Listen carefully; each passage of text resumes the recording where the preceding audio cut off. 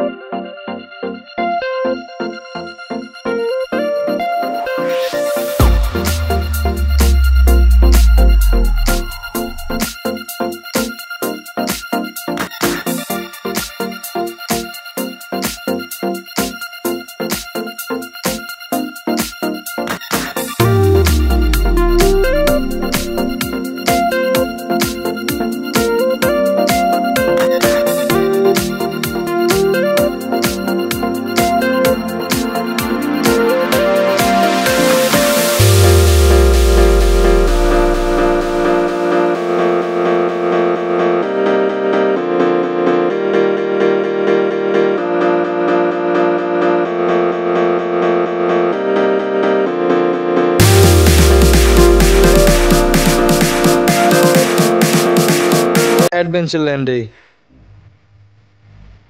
এই পার্কে প্রবেশ মূল্য নিয়ে থাকেন জন প্রতি 100 টাকা করে। আমাদের টিকিট নেওয়া শেষ, চলুন এবার ভিতরে যাওয়া যাক। ভিতরে আসলেই আপনারা দেখতে পাবেন সাজানো গোছানো মনোরম একটা পরিবেশ।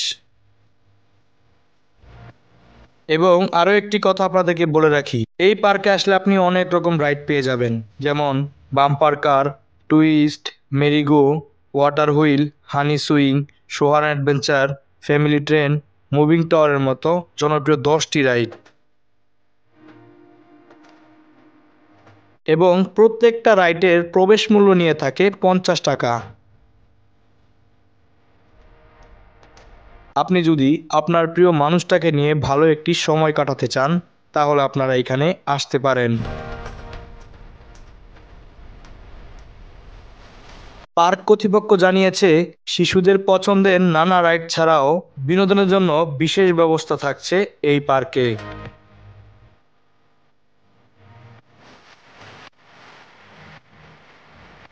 তাই শিশু কিশোর থেকে শুরু করে সব বয়সী মানুষদের যেন আনন্দের শেষ নেই।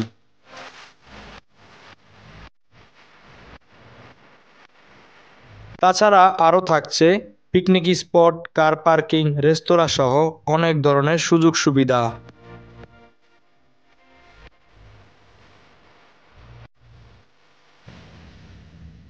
তাই তো ভালো একটি সময় কাটাতে চাইলে চলে আসতে পারেন অ্যাডভেঞ্চার ল্যান্ডে।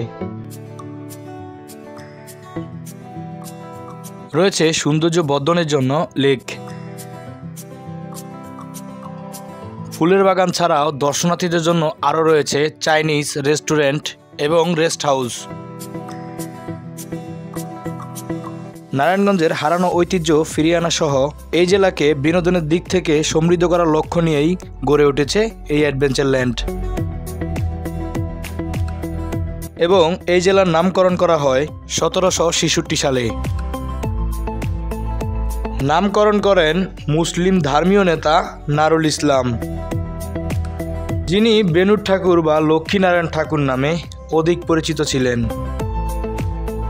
তিনি ইস্ট ইন্ডিয়া কোম্পানির নিকট থেকে এই অঞ্চল অধীনে নিয়েছিলেন। তিনি প্রভু নারায়ণের সেবায় ব্যয়ভার বহনের জন্য একটি উইলের মাধ্যমে শীতলক্ষ্যা নদীর তীরে অবস্থিত মার্কেটকে দেবোত্তর সম্পত্তি হিসেবে ঘোষণা করেন।